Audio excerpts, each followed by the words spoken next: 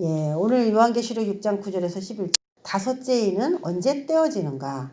주제를 본다면 또 순교자들이 호소하는 내용이다. 이렇게 해서 다섯째 인을 쉽게 이해할 수가 있습니다. 지난 시간에 1, 2, 3, 4 네 번째 인까지 떼지는 것을 봤는데 지금 이제 바이러스가 돌잖아요. 그러니까 넷째 인까지 떼어졌다 그러면서 넷째 인이 전염병이었잖아요. 그러니까 전염병이 지금 돌고 있고 많은 사람들이 죽으니까 청황색 말이 돌아다니는 것이다. 그래서 넷째 인이 띄어졌다. 이렇게 얘기를 하는 그런 영상들이 많이 올라오고 있어요. 그런데 그런 것들은 이제 어떻게 이해를 해야 되는가. 여러분이 이제 요한계시록을 좀 알고 있어야 그래도 우리가 신앙생활 했으니까 누가 자꾸 물어봐요. 이게 무슨 일입니까? 앞으로 어떻게 됩니까? 이제 막 그런 거를 요즘에 목사님들에게 그걸 많이 물어본다고 그래요. 그런데 어떻게 얘기해 줘야 될지 참 어렵죠. 자, 이는 언제 떼어졌는가? 예수님께서 십자가에서 승리하시고 다윗의 뿌리가 익었으니 이를 뗄 수 있다. 그래서 이제 2000년 전부터 이는 준비되었고 그때부터 떼어진 걸로 볼 수밖에 없습니다. 그래서 이 청황색 말이 지금 이 코로나 바이러스가 청황색 말이냐? 네, 청황색 말은 맞는데 이 한 바이러스만 청황색 말이라고 볼 수는 없고 인류의 그 예수님이 십자가에서 승리하시고 그 인 뗄 수 있는 자격을 얻으셨기 때문에 그때부터 인간에게 가해지는 그런 재앙의 수를 센다면은 청황색 말이 4분의 1의 사람을 해하는 그런 권세를 그때부터 가졌다라고 볼 수가 있습니다.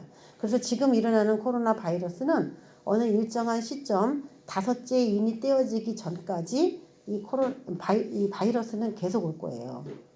그래서 이 코로나 바이러스 이외에도 다섯째 인이 언제 떼어지는가 그거를 우리가 시기를 안다면은 그 전까지의 전염병은 다 청황색 말에 속한 게 되는 거예요. 그런데 다섯째 인이 가까워질수록 청황색 말의 활동도 굉장히 강해진다 그랬어요. 왜? 나팔제형으로 들어가기 위한 밑작업이거든요.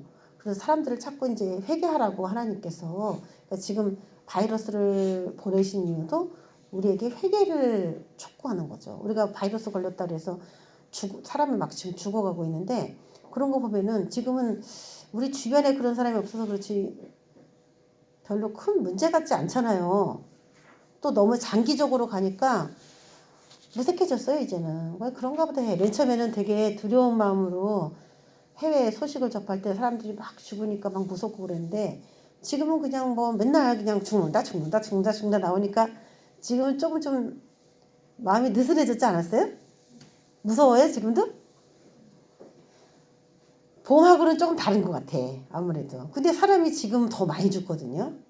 그래서 앞으로 저 다섯째 인이 떼어지는 시기가 가까워지면은 그 이후에는 이제 뭐 나팔로 이제 들어가기 위한 저 초입이기 때문에 점점 강도가 세지는 건데 그러면 이 청황색 말 전염병은 언제까지 계속 이게 청황색 말로 우리가 이해를 해야 되느냐. 그래서 지금 이는 떼어졌나? 이미 떼어진 거예요. 이미 활동하고 있는 것이다 이렇게 봐야 돼요.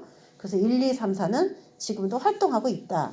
만약에 지금이 청황색 말이고 네 번째 인이 떼어졌으니까 이제 다섯 번째 인이 떼어질 겁니다. 이렇게 설교를 하면은 무슨 일이 생기냐면은 1, 2, 3 흰말, 붉은 말, 검은 말을 순서적으로 일어날 일로 보았다는 얘기가 돼요. 그러면 이제 앞으로 전쟁 안 일어나야 된다는 얘기죠. 앞으로 일어나는 전쟁은 다 나팔재앙이 돼야 돼요.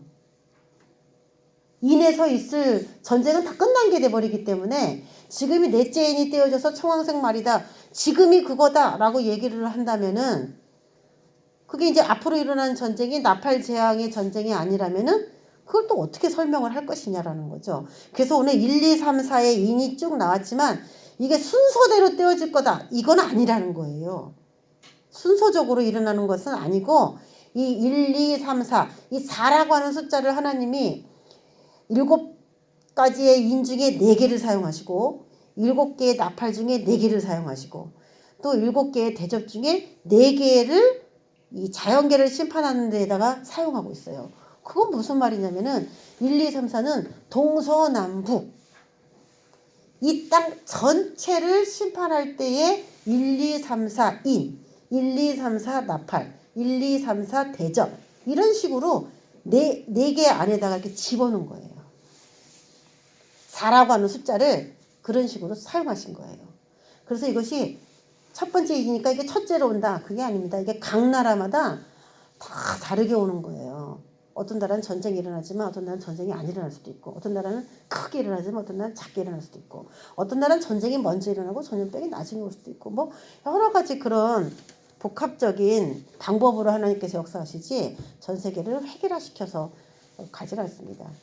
자, 그런 의미로 네 번째 인까지는 끝났고, 이제 다섯 번째 인. 그런데 이 다섯 번째 인이 제가 이제 언제라는 말을 저다 놓는데, 이 언제를 밝혀내는 것이 되게 어려운데, 이게 중요한 게 뭐냐면 요즘에 유튜브에서 굉장히 요한계시록 가리킨다는 사람들이 많습니다.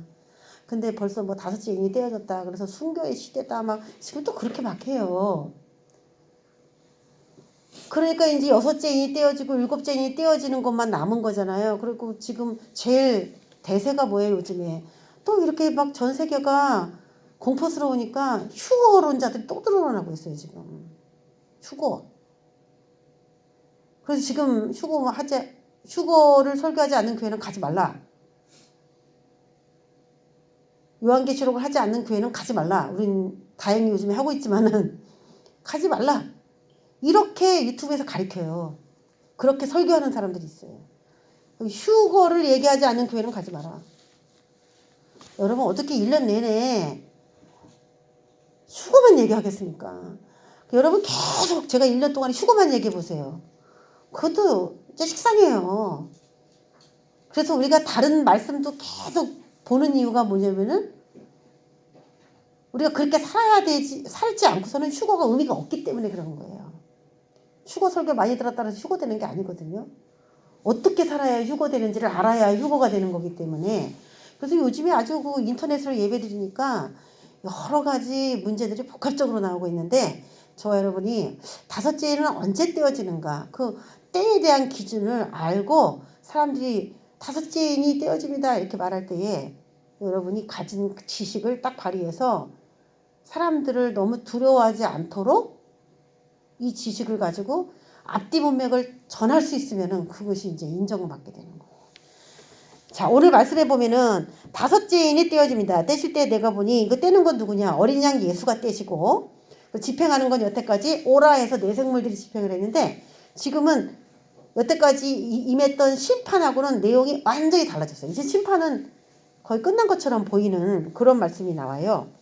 하나님의 말씀과 그들이 가진 증거로 말미암아 죽임을 당한 영혼들이 제단 아래에서 모여있는 모습을 보았습니다.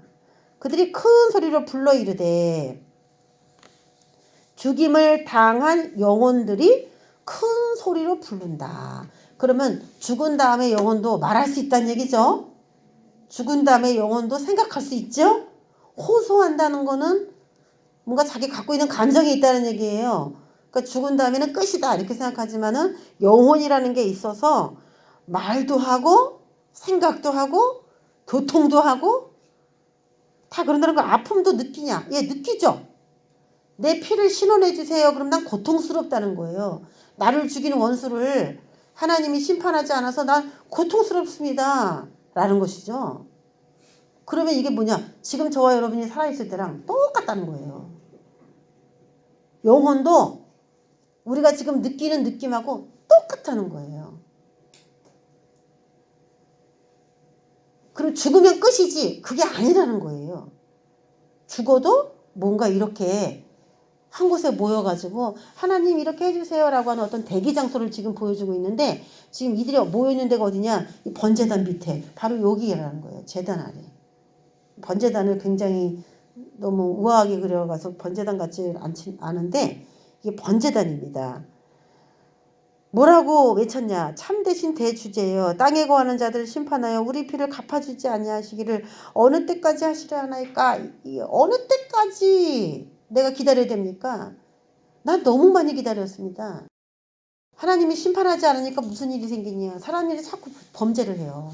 심판도 없는데 뭐 그러면서 우리가 만약에 한 가지 죄를 질 때마다 하나님이 계속 심판을 했으면 우리가 지금 어떻게 돼 있어? 우리 성화돼 있겠지. 성화. 네? 잘못할 때마다 하나님이 우리를 때렸다. 그러면 뭐 혹시 뭐 잘못된 생각을 하지 않을까, 잘못된 삶을 살지 않을까 막 바짝 긴장할 거예요. 근데 뭐 심판을 그때그때 안 하시니까 지금 마음이 여유가 생긴 거죠. 인간이 그런 건데. 자, 오늘 한 구절 한 구절씩 나눠보겠습니다. 제단 아래에 있다. 하나님의 말씀과 그들이 가진 증거로 말미암아 죽임을 당한 영혼들이 제단 아래에 있다. 예, 제단을 제대로 보여드리겠습니다. 이게 번제단입니다. 번제단. 성막으로 말하면은 지금 성소의 뚜껑도 위로 이렇게 올려놓고 그 내막을 아주 자세히 보여주는 그 성막을 제가 올렸습니다. 거기 마당에 번제단이라고 하는 게 있죠. 작게 보이는데 클로즈업 한다면은 석쇠가 이렇게 깔아져 있고 거기에 고기를 이렇게 올린 거예요. 가죽까지 다 벗겨서 다 발라서 내장 빼고 해서 각을 다 떠가지고 로스구이처럼 이렇게 짐승을 해놓은 거예요. 그래서 하나님께 향기로운 냄새로 이걸 올려드렸어요. 이 제물. 그러면 지금 제단 아래에 있다라고 하는 요 영혼들은 뭐 하나님 앞에 희생 제물로 바쳐진 자들이라는 얘기가 되는 거예요. 구약으로 따졌을 때 그림을 제가 이렇게 보여드린 겁니다. 그럼 하나님이 그 냄새를 받았어요. 이게 제사의 한 예식이었어요. 그래서 하나님이 원하는 건 상한 심령이라 이 예배하러 와서 내가 하나님의 뜻대로 살지 못한 거 애통하고 회개하는 그런 제사를 하나님이 지금도 우리에게 원하고 계세요. 잘해가지고 여기 와갖고 하나님 나 한 주간 동안 잘했죠 막 그것도 승리라고 하는 개념으로 싸워서 이겨서 와가지고 그런 얘기를 하면은 참 그건 하나님 너무 기뻐하시지만은 혹시 그렇게 100% 하지 못했다 할지라도 내가 죄와 싸워서 어떤 삶을 살았는가에 대해서 인지하고 드리는 예배야말로 하나님이 정말 그걸 기뻐해요. 그래서 이 번제단을 보면은 이 제단 아래에 있는 영혼들이 도대체 어떤 사람인지를 알 수가 있습니다. 그럼 이 사람들이 나쁜 사람이냐 좋은 사람이냐 먼저 이제 추적을 한다면은 하나님의 말씀과 그들이 가진 증거로 말미암아 죽었다. 근데 자기가 죽은 게 아니라 죽임을 당했대요. 그럼 누가 죽였다는 거죠? 왜 죽였느냐? 너 하나님의 말씀 가졌지? 그래서 죽였다는 거예요. 영적으로 보면 사탄이 죽였겠지만 육적으로 보면 누군가를 통해서 죽였겠죠. 이 사탄이. 그래서 죽고 싶지는 않은데 죽임을 당한 거죠. 피해자가 된 거예요. 그런데 그 죽은 이유가 하나님의 말씀을 지키다가예요. 그리고 그의 증거, 하나님께서 이 말씀이 옳다라고 하는 많은 증거들을 성령을 통해서 주셨기 때문에 이 사람은 사탄의 누군가가 너 그렇게 믿으면 안 돼 라고 말할 때 자기가 가지고 있는 말씀에 대한 증거가 있기 때문에 누가 자신의 믿음을 바꾸려고 해도 NO! 하고 거절할 수 있는 강력한 자기만의 하나님의 관계가 유지가 된 사람입니다. 증거가 있었다는 거. 여러분도 증거가 있습니까? 하나님의 말씀을 받은 다음에 그 말씀이 내 생각이 아니고 하나님이 친히 나한테 준 것이다 라고 하는 이 개인적 삶 속에서 가지가지 증거들이 있어요. 그것 때문에 누가 노라고 얘기해 라고 말해도 할 수가 없는 거예요. 증거가 너무 확실해서. LBC, 내가 네 엄마인 걸 믿냐? 왜? 왜 믿어? 왜 믿어? 내가 태어날 때 사진 줬잖아. 사진 보여줬잖아. 자라날 때 모든 사진을 내가 다 갖고 있잖아. 뭐 때문에 내가 엄마인 줄 믿어요? 증거가 있는 거예요. 증거. 사진이라고 하는 증거. 또 내가 너를 낳았을 때 그 아픈 그 고통을 또 막 얘기해 주거든요. 출생했을 때부터 여태까지의 삶을 내가 계속 이렇게 나하고 교통한 게 있어요. 교통. 그래서 누군가가 사춘기 때 지혜야 너네 엄마가 너네 친엄마가 아니란다. 너네 친아빠가 너네 친아빠가 아니란다 해도 지혜가 그거를 아니에요 라고 말하지 않아요. 왜? 1차적으로는 똑같이 생긴 증거가 있어서 너무 똑같이 생긴 증거가 있고 또 많은 그러니까 이건 지식으로 사람들에게 진짜요? 진짜 그래요? 라고 말할 수 없는 그 개인적인 그 교통의 증거들이 있단 말이에요. 그런데 어떻게 부인하겠습니까? 하나님을. 하나님과 우리 사이도 가족의 관계고 아버지와 자식의 관계이기 때문에 증거가 있는데, 자, 그러면 이 사람들은 하나님이 어떻게 평가해 준 자들이냐? 구약을 통해서 본다면은 레위기 1장 1절에 너희 중에 누구든지 여호와께 예물을 드리려거든 이 제물로 드린 자들인데, 이 자들이 흠없는 수컷으로 드릴지니라. 이들은 두 가지를 가지고 있어요. 첫 번째는 흠이 없다. 두 번째는 수컷이다. 수컷은 뭐냐? 씨가 있다. 말씀이 있다는 거죠. 그럼 이들은 하나님의 말씀 때문에 죽임당했는데 그 말씀이 자신 안에, 영 안에 생명으로 들어와 있는 자들이에요. 이걸 수컷이라고 하는 거예요. 남자라고 하는 거예요. 흠 없는. 두 번째는 흠이 없어야 된다는 거죠. 그리고 그 내장과 정강이를 물로 씻을 것이요 제사장은 그 전부를 가져다가 불살라 번제를 드려라 이렇게 나왔는데 흠 없다는 말하고 상관이 있습니다. 이 정강이 내장이 더러운 거를 몸 안에 들어온 거 모든 걸 다 빼가지고 불살라버린 다 물로 씻은 자들이에요. 내 생각과 내 안에 든 모든 더러운 것이 하나도 없다라고 인정된 자들이 이 제물입니다. 이거 다 꺼내요. 제물 뱃속에서. 가죽도 다 외형과 형식도 다 그 가죽을 다 벗겨버린 거예요. 그러니까 알맹이도 없고 껍데기도 없고 그럼 뭐만 있어요 이 사람들은. 알맹이도 없고 껍데기도 없고 말씀으로 이루어진 그 단백질만 있는 거죠. 이 사람들은.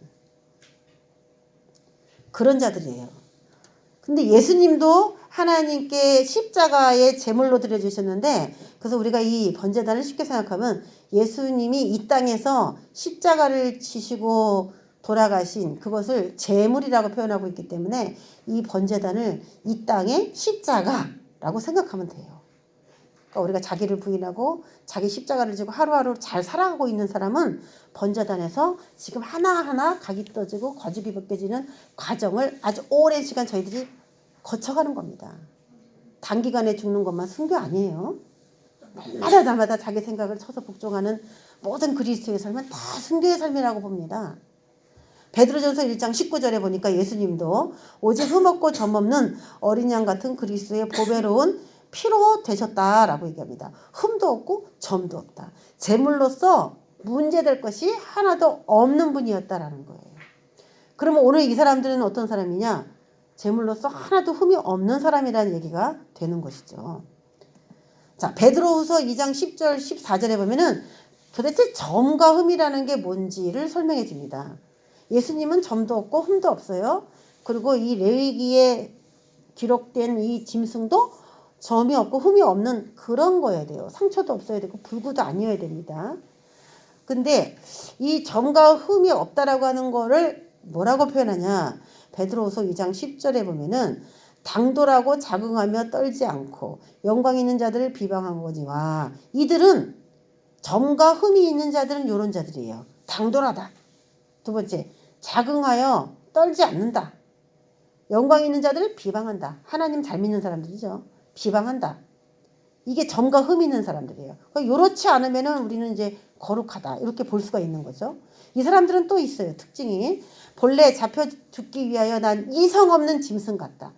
이성이 없다라는 거예요. 그럼 뭘로 활동하냐? 본능으로 활동해요. 본능. 그 요즘에 계속 일루미나티라든지 그 사탄 교회 표어가 뭐냐면은 네가 하고 싶은 대로 해 이거예요. 그 사람이 10계명에 그게 써 있어요. 사탄교회 10계명에. 본능이 원하는 대로 하라. 이게 사탄교회 10계명 중에 1계명입니다. 그래서 그 하나의 계명이 거기 들어있어요. 본능이 원하는 대로 하라. 이성적으로 냉철하게 판단하고 아닌 것과 맞는 것을 정확하게 구분하여 살아야 되는데 사탄은 뭐냐면 네가 하고 싶은 대로 해. 육적으로 살아라는 거예요. 그냥. 어떻게 보면 자유주의 같고 존중해 주는 것 같고 그것이 뭐 열린 마인드 뭐 쿨하다 이런 표현으로도 쓸 수 있겠지만은 자유 안에서 쿨한 건 다 좋아요. 일정한 울타리 안에서 법에 어긋나지 않는 한 쿨한 건 좋아요. 근데 법을 벗어나는 것조차 쿨하다, 대인배다 자유주의다. 그걸 방종이라고 하는 거죠. 방종. 지켜야 될 선은 지키면서 이성적으로 행동하는 거.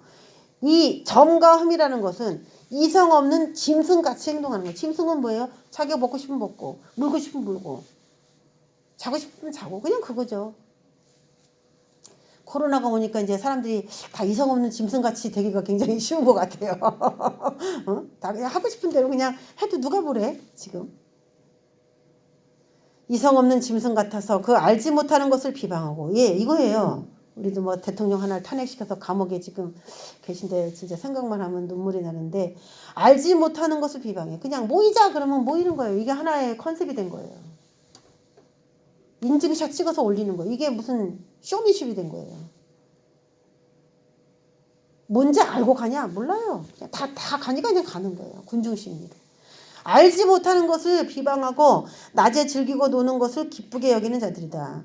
낮에 즐기고 노는 것 그런 것만 기쁘게 여기는 자들 점과 흠이다.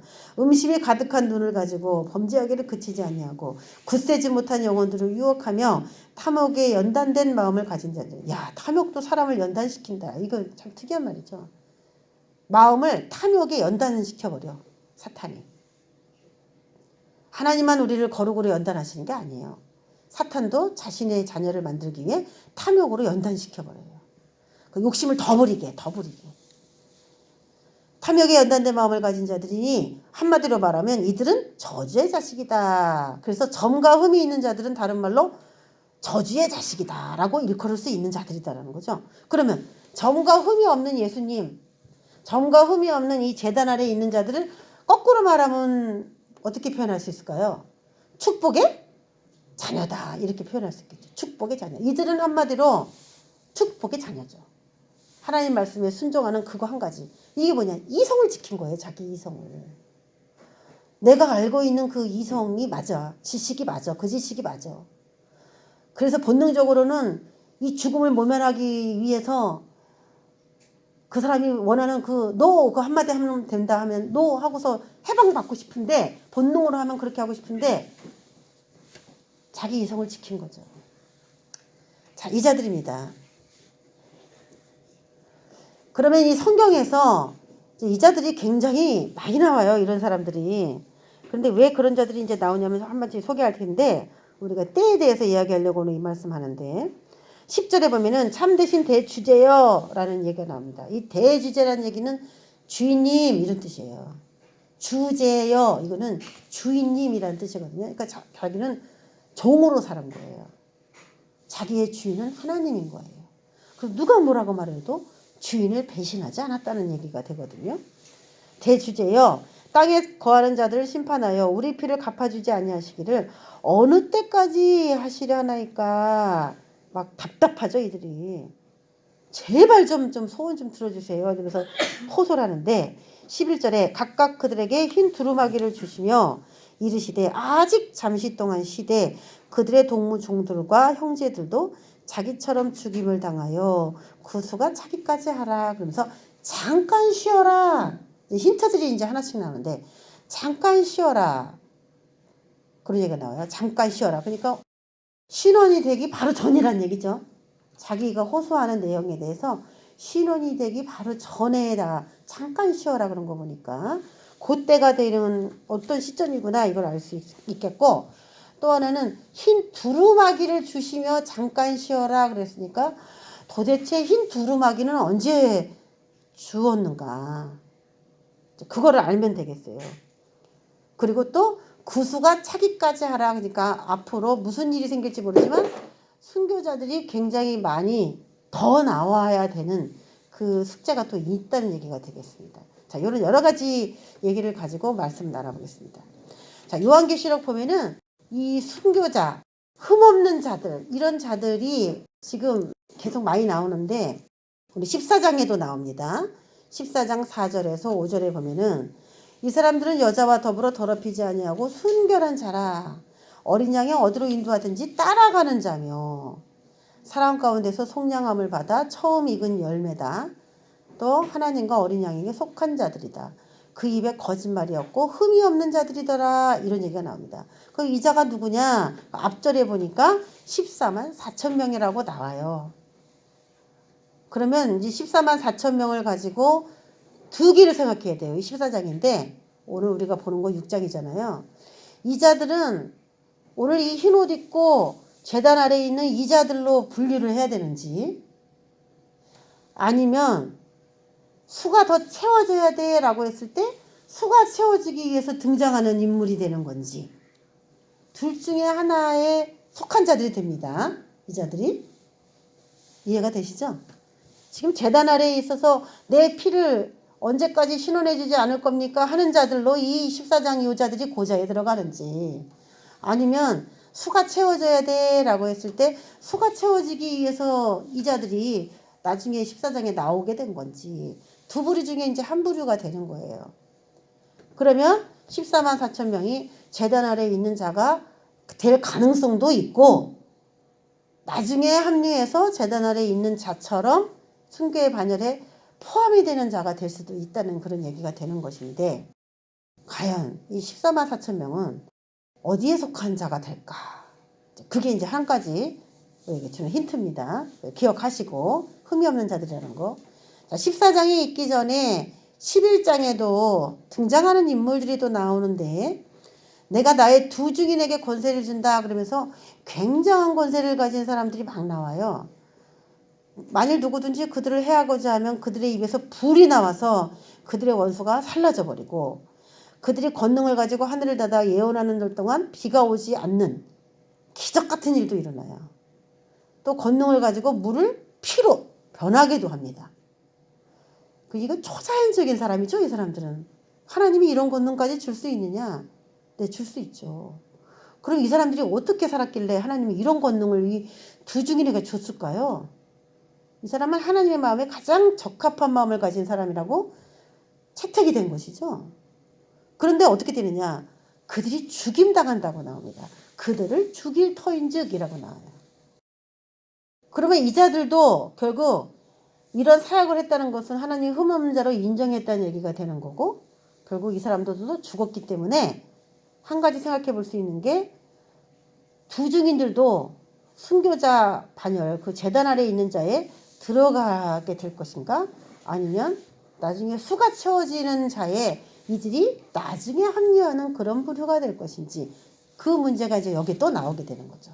그러면 잘하면 제단 아래에 있는 자가 이 두 증인과 이 순교자, 이 사람들도 제단 아래에 있는 자에 합류될 가능성이 굉장히 많은 거고, 그렇다면 이 다섯째 인이 떼어지는 것이 두 증인의 사역 후가 되는 것이죠. 만약 그렇다면. 그래서 지금 뒤에 나온 자들 또 보는데, 그리고 또 이제 예를 들자면은 12장에도 있습니다. 요한계시록 12장 보면은 아들이 그 생명을 죽기까지 아끼지 아니하여서 나중에 하나님의 하늘로 이끌어가는 장면이 나오는데, 산채로 이끌려가는 게 아니라 죽기까지 생명을 아낌없이 내놨기 때문에 올라가는 걸 봐서 12장에도 또 그런 자들이 또 나와요. 그걸 아들이라고 얘기해요. 12장에도. 그러면 11장, 12장, 14장 뭐 쭉 거기에 그런 자들이 나온다는 거죠. 그래서 하늘로 딱 죽기까지 생명을 아끼지 아니하였다는 얘기는 죽었다는 얘기죠. 그래서 죽음을 당한 자들이 이제 그 아들이라는 자가 하늘로 올라가는 장면이 나옵니다. 그러면 그 사람들도 제단 아래에 있는 그 자에 들어갈 건지, 아니면 그 사람도 나중에 수가 채워지는 반열에 속한 자인지, 이제 그런 문제들이 이제 뒤에 또 많이 나와요. 자, 그런 자들을 그 시기를 우리가 이제 찾아가 보는 거예요. 문제는 이제 이 다섯째 인이 언제 떼어지는가, 이런 것인데, 자, 14만 4천 우리가 좀 전에 본 그 내용들을 한번 보자면은, 14만 4천 명이 아까 시온산에 서서 입에 거짓말도 없고 흠없는 자들로 서 있는 그런 장면들이 나왔습니다. 그러면 그 자들은 언제 거기 시온산에 서 있는 것일까? 그런 때에 대해서 이제 우리가 한번 나눠봐요. 제단 아래에 있는 자들을 추적하기 위해서 이제 하나하나 이제 말씀을 보는 거예요. 또 다른 천사, 그 셋째 천사가 선포를 합니다. 만일 누구든지 짐승과 그의 우상에게 경배하고 이마에나 손에 표를 받으면 그도 하나님의 진노의 포도주를 마시게 될 것이다. 그러면서 셋째 천사가 막 선포했어요. 또 그렇게 표를 받은 사람은 어린 양과 천사들 앞에서 불과 유황으로 고난을 받게 될 것이다. 이렇게 선포했어요. 짐승과 그의 우상에게 경배하고 그의 이름의 표를 받는 자는 누구든지 밤낮 쉼을 받지 못하리라. 이렇게 선포했어요. 제가 여기 빨갛게 해놨죠. 받으면 고난을 받으리니 이름표를 받는 자는 이렇게 선포했어요.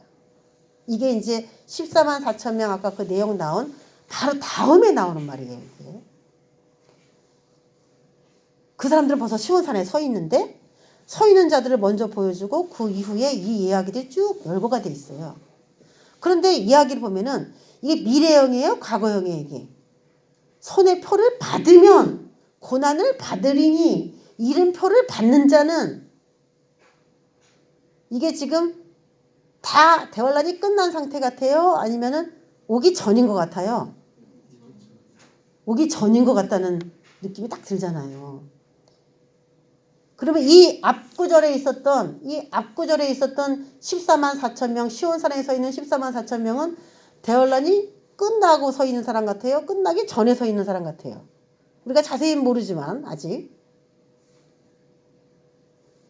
14만 4천 명이 시온산에 서 있는 것을 보여주시고 그리고 난 후에 6구절이 나와요. 근데 요거는 아직 환란이 안 온 모습이에요. 그러면 그 앞에 소개되고 있는 사람은 환란이 오기 전에 일 가능성이 많지 않습니까? 그렇죠? 그래서 제가 이 뒷구절을 써놓은 거예요. 그러면 다른 천사, 이 셋째 천사가 얘기를 했다고 얘기했는데 앞에 있는 두 천사는 뭐라고 얘기했냐면은 한 가지가 하나님께만 경배하라 그리고 선포하고 다닌 천사예요. 첫 번째 천사가 하나님께만 경배하라. 그러면은 이제 앞으로 하나님 외에 경배 대상자가 뭐 대대적인 경배 대상자가 또 나온다는 얘기죠. 두 번째는 무너졌도다 큰 성 바벨론이 하면서 바벨론은 무너진 거야 라고 하는 선포가 두 번째 천사가 막 했단 말이에요. 그래서 이 이야기를 딱 보면은 아직 받지 않은 거고 받으리니 표를 받으면 하니까 받기 전에 영원한 복음이라고 하는 복음이 지금 막 선포되고 있는데 너 이거 받으면 영원히 죽어 이거예요. 그러니까 받기 전에 하는 얘기예요. 이거는 받기 전에. 그러니까 아직 대환란 같은 거는 오지 않은 그때를 말하는 것이고 14장 그 사람들도 14만 4천 명도 대환란이 오기 전에 먼저 이겨서 이렇게 서 있는 듯한 느낌을 받습니다. 그래서 이제 이 문맥으로 봤을 때 현재는 짐승 통치 42달이 이르기 바로 전이구나 라는 사실을 알 수가 있어요. 이 대응이. 그러면 재단 아래에 있는 자에 이들이 들어가는 건지 아니면 밖에 밀려나는 건지를 알 수가 있습니다.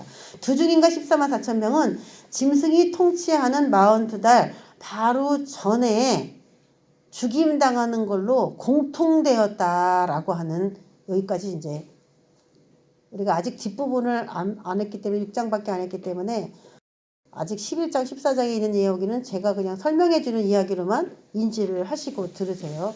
왜 두중인이 왜 거기지? 이렇게 아직 제가 그 얘기는 11장을 안 했기 때문에 아직 안 했습니다. 근데 모든 시기가 제가 전하려고 하는 그 시기를 봤을 때는 42달 통치 대환란이 오기 바로 전해로 이제 맞춰 들어가요. 자, 그러면 한번 이제 정리할게요.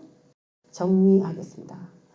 재단 아래의 호소자들이 두중인가 14만 4천 명이라면 호소한 때는 대환란 바로 전이다 라는 얘기가 되는 거죠. 여기까지 이해가 되세요? 네. 두중인가 14만 4천 명이 수가 채워져야 한다는 바로 그 자들이라면 순교자의 호소 시기는 훨씬 더 전이 될 거고 아직 알 수가 없는 거죠. 이해가 되셨죠? 여기까지는. 그러면 언제 이 다섯째 인이 떼어지는 것인가? 요즘에 가장 많이 나오는 말이 이제 다섯째 인이 떼어졌다. 이제 이런 얘기가 요즘 많이 나와요. 왜냐면 이제 막 다 잡아 죽일 거야. 막 그리스도인들 다 잡아 죽이는 때가 됐어. 이제 청황색 말이 끝나면 기독교인 잡아 죽이고 이제 순교시키는 그 다섯째 인 떼어져서 그렇게 될 거야. 이렇게 이제 얘기를 하고 있기 때문에 지금 현재. 그래서 우리가 청황색 말의 정의를 분명하게 세워야 이 다섯째 인이 지금 떼어져서 순교의 시대가 지금 바로 열리냐. 그것까지도 이제 코앞에 닥쳤어요 지금은. 그 사람들이 넷째 인과 다섯째 인 사이에서 지금 멘붕이 온 거예요. 그래서 지금 굉장히 사람들이 두려워합니다. 여태까지 하나도 두렵지 않았죠? 사람들이 그렇게 생각하는지도 모르셨죠? 막 너무 막 어수선하니까 야 이제 적그리스도가 이제 당장 등장한다 이러는 그 목사님들이 지금 엄청 많이 나와서 그래서 지금 이런 이야기가 굉장히 중요한 거예요. 다섯째 인이 정말 떼어졌는가? 그거를 여러분 제가 도표를 나중에 하나하나 이제 때를 지금 알게 되면은 도표가 이제 자연적으로 나오게 돼요. 그러면 그거 보고 여러분들이 숙지한 숙지 내용을 잘 가르치시기 바랍니다. 아직까지는 잘 모르겠는데 어쨌든 지금 한 가지는 나왔어. 두중인가 14만 4천 명 이런 엄청난 사람들이 수가 채워져야 되는 자들로 봐야 되는지 아니면 제단 아래 있는 자들로 과거의 자들로 보아야 되는지 아니면 14만 4천 명과 두중인까지도 같이 봐야 되는지 뭐 그런 대략의 문제를 한번 봤고 그걸로도 이제 잘 찾지를 못하겠어요. 그러면 힌트가요. 흰 두루마기를 주시며 라는 힌트예요. 이들이 지금 딱 다섯째 인이 떼지면서 호소하다가 두루마기, 흰 두루마기, 그 발까지 끌리는 그 두루마기인데 여러분 그냥 흰 두루마기다, 흰 옷이다 그러면은 그들이 거룩한 사람으로 인정받았다 이런 뜻이에요. 다 옷으로 표현하고 요한계시록 19장 보면 신부가 흰 세마포 옷을 입었는데 그것도 다 흰 두루마기나 다 같은 말이에요. 그러니까 누구는 드레스 입혀주고 누구는 두루마기 주냐? 뭐 영감은 두루마기 주고 신부는 드레스 입히나? 그런 개념이 아니라 다 어떤 행사, 거룩 그런 걸 나타내기 위해서 써놓은 옷이지 옷이 다르다 해서 풀이를 다르게 할 필요는 없습니다. 거룩, 승리, 영생 그런 표현들로 쓰기 위한 것들이에요. 다. 자, 흰옷은 이기는 자는 내가 흰옷을 줄 것이요 입혀줄 것이요 그랬잖아요. 그래서 이겼다 이런 뜻이에요. 한마디로. 그래서 흰옷을 입은 자들은 통칭 그냥 우리가 이긴 자라고 표현하는 겁니다. 그럼 신부도 이긴 자. 성도들의 옳은 행실이라고 하는 세마포 옷을 입고 있는 거 보니까 옳은 행실로 하나님이 인정해 줬다는 얘기가 너는 승리했어 이거죠. 이겼어. 옳지 않은 거에 대해서 이겼어. 그래서 옳은 것이죠. 흰옷은 이겼을 때 입습니다. 옳은 행실로 인정될 때 입습니다. 영생을 줄 때 너는 이제 영생을 확보했어 라고 할 때 옷을 입혀줘요. 흰옷을. 그리고 승리했어. 너 거룩을 내가 인정해 줄게. 그러고서 입혀줘요. 흰색을. 자, 인정해 그렇게 주는데 자, 이걸 가지고 어떻게 시점을 찾아낼 것인가. 저도 어저께 그 한 구절 묵상하고 그래서 어렵게 찾아냈어요. 계속 다 이제 해놨는데 이걸 어떻게 딱 잡아낼 것인가. 자, 마지막 한 구절을 우리가 보겠습니다. 요한계시록 7장 9절에서 14절에 보면은 내가 보니 각 나라와 족속과 백성과 방언에서 아무도 능히 셀 수 없는 큰 무리가 나와 흰옷을 입고 있는 모습이 있어요. 근데 흰옷을 입고 엄청난 사람이 셀 수도 없는 엄청난 사람이 흰옷을 입고 있는 사람이 봤는데 이 사람이 제단 아래 있는 사람인가 뭐 이렇게도 보이잖아요. 그런데 보니까 이 사람이 누굽니까? 라고 요한이 물어보니까 이는 큰 환란에서 나오는 자들이다. 그러면서 이 사람들은 대환란에서 나오는 자들이래요. 대환란이 지나고 나오는 사람이에요. 그럼 아까 두중인하고 14만 4천 명은 대환란이 일어나기 바로 전의 사람이라 그랬죠? 이해가 되세요? 대환란이 일어나기 전의 사람인 건 확실해요. 두중인과 14만 4천 명은. 근데 오늘 여기서 흰옷을 입고 나오는 무리들이 있는데 이 사람들은 언제의 사람이냐? 큰 환란에서 나오는 사람인데 흰옷을 입고 있는 거야. 자, 두 분의 사람이 지금 차이가 나죠? 근데 왜 이렇게 흰옷을 입었냐? 어린 양의 피에 그 옷을 씻어 희게 하였다. 어린 양의 피가 뭐라 그랬어요? 하나님의 말씀이라 그랬죠? 하나님의 말씀이 어린 양의 피에 동일한 얘기예요. 피는 곧 생명이고 생명은 말씀이고 내 말이 곧 영이요 생명이다. 말이에요. 말. 그게 생명이에요. 그게. 레위기 17장에 보면 그 생명은 피라 그랬어요. 피. 일체라고 그랬어요. 그래서 하나님의 말씀에 옷을 씻었다라는 얘기하고 어린 양의 피에 자기의 행동을 씻었다는 얘기는 똑같은 얘기예요. 그럼 지금 두 무리의 흰옷 입은 자들이 구분이 돼 있다는 거예요. 그러면 아직 잠시 동안 쉬어라. 술을 채워야 된다 라면서 흰옷을 주셨는데 그 잠시 동안이 어디냐? 대환란 동안이라는 것을 알 수가 있겠고, 잠시 동안 쉬어라. 술을 채워야 된다라고 했는데 지금 대환란에서 엄청난 수가 채워져서 셀 수 없는 많은 사람들이 흰옷을 입고 나오는 그 광경이 나오더라는 거예요. 요한계시록 7장에. 그런 걸 보면은 두중인이나 14만 4천 명은 우리가 아직 배우진 않았지만 이 사람들이 대환란 전의 사람이라면은 그 사람도 제단 아래에서 호소하는 일행 중에 한 사람들이 되는 것이죠. 그렇다면. 자, 요약하고 정리합니다.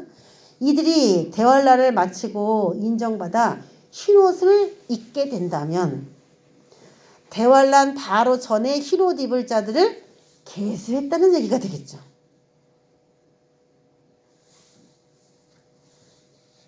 너는 아직 흰옷을 입을 만큼이 되지 않아. 그리고 대환란으로 들어갔을 거예요.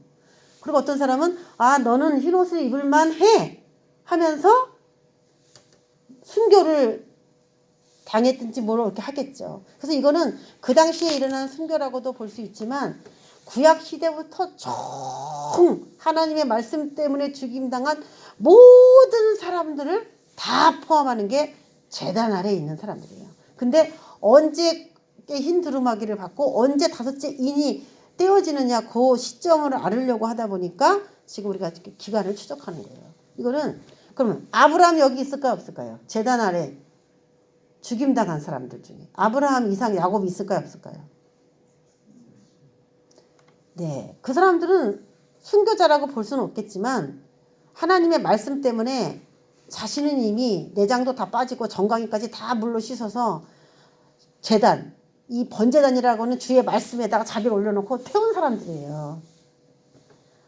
벨이 꼬이고 하나님하고 뭔가 부딪히는 많은 점이 있었는지는 모르겠지만 그럼에도 불구하고 자신을 쳐서 복종시킨 그런 순종의 사람들을 다 이 제단 아래에 있는 사람들이라고 표현을 하는 거고, 그 중에 억울해서 호소하는 거 보면은 순교자들이 굉장히 또 여기 안에 많이 들어있다는 얘기죠. 그래서 대환란이 일어나기 전에 엄청난 많은 사람들이 무슨 이유에서라도 순교를 당할 수밖에 없는 그런 상황들이 올 수밖에 없다는 얘기가 되는 거예요. 대환란이 일어나기 전에도. 그러면서 대환란 들어가면 엄청난 순교가 그 안에서 또 일어날 수밖에 없는 것이죠. 대환란에 비하면 그 전에 일어난 순교는 아무것도 아닌 것이 되는 것이죠. 이거 열방을 상대로 하는 순교고, 지금의 순교자들은 일시적인 장소에서 부분적으로 일어날 수 있는 그런 각 국가가 또 어떤 국가의 시스템으로 가냐에 따라 순교의 그런 상황들이 조금 많이 다르겠죠.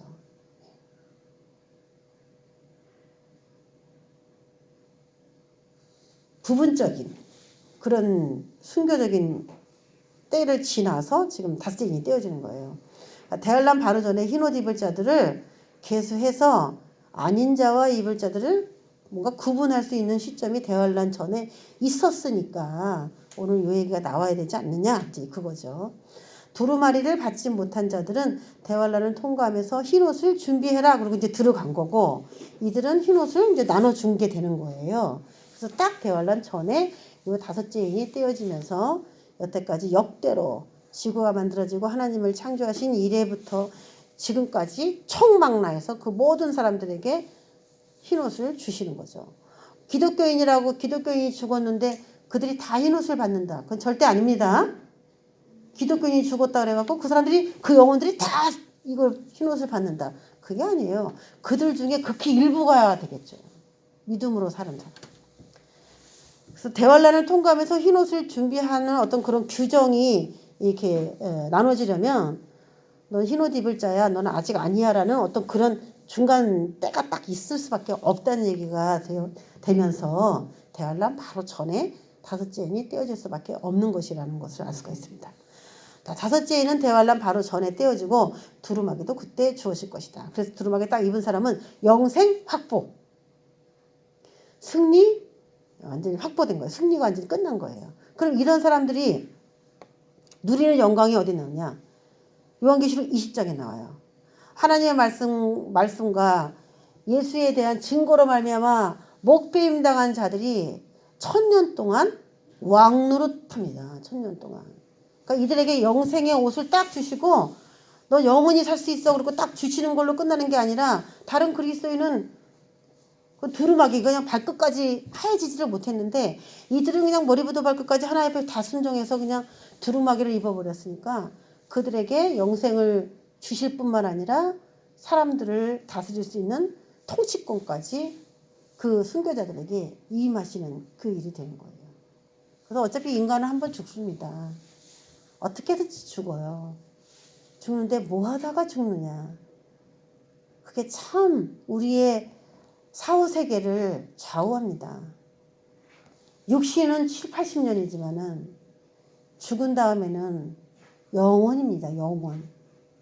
그러면 우리가 보험을 들더라도 저축을 들더라도 미래를 설계하고 직업을 갖더라도 꿈과 비전을 다 품고 살더라도 과연 어떤 보험을 들어놓는 게 가장 현명한 보험이 될까? 순교보험입니다. 할렐루야. 하나님 저는 살아생전 말씀을 잘 순종하며 갈 테니까 누군가가 와서 목을 베거나 그러지는 말아주세요. 내 생전에 그런 일은 일어나지 않게 해주세요. 어떤 사람은 하나님 총으로 한번 그냥 빵 쏴갖고 죽여주세요. 그렇게 해도 기도를 한다는데 어쨌든 순교자인 거야. 그런 사람들은. 그렇죠? 어쨌든 총으로 한번 빵 쏴서 죽든 어쨌든. 근데 내가 그렇게 하고 싶다고 되는 게 아니에요. 우리가 흠없고 점없는 걸 봤잖아요. 내 안에 세상에 대한 욕망이 들어있으면 이게 흠인과 점이 돼서 아버지가 나를 받지 않고 나도 아버지께 내 몸을 드릴 수가 없는 겁니다. 하나님과 내 마음이 조인이 딱 돼야 돼. 나는 드리고 싶고 그분은 받고 싶어야지 이게 순교라는 게 이루어지는 거지. 나는 드리고 싶어요. 근데 안 받아? 너 안 받아? 그러는데 그게 어떻게 드려집니까? 자, 이런 말씀들을 통하여서 이제 우리가 하나하나 이 그래프에다가 이제 하나하나 시기를 이렇게 놔보면은 7개 인의 아웃라인이 7개 인의 아웃라인만 딱 나와도요. 거기다가 나팔이나 대접을 끼워 넣는 거는 굉장히 쉽습니다. 자, 그러면 여기까지 정리한다면 자, 첫 번째 인은 어디서 떼어졌어요? 예수님께서 십자가에 승리하신 이후에부터 인이 떼어지기 시작해서 지금 5째 인 대환란 바로 전까지 딱 온 거예요. 6번째 인, 7번째 인 요게 2개가 남았는데 과연 이게 언제 실행될 이야기들이 되겠는가 그런 것에 대해서 한번 순차적으로 좀 나중에 나눠보게 하겠습니다. 오늘 여기까지. 자, 우리 기도하겠습니다. 하나님 아버지 감사합니다.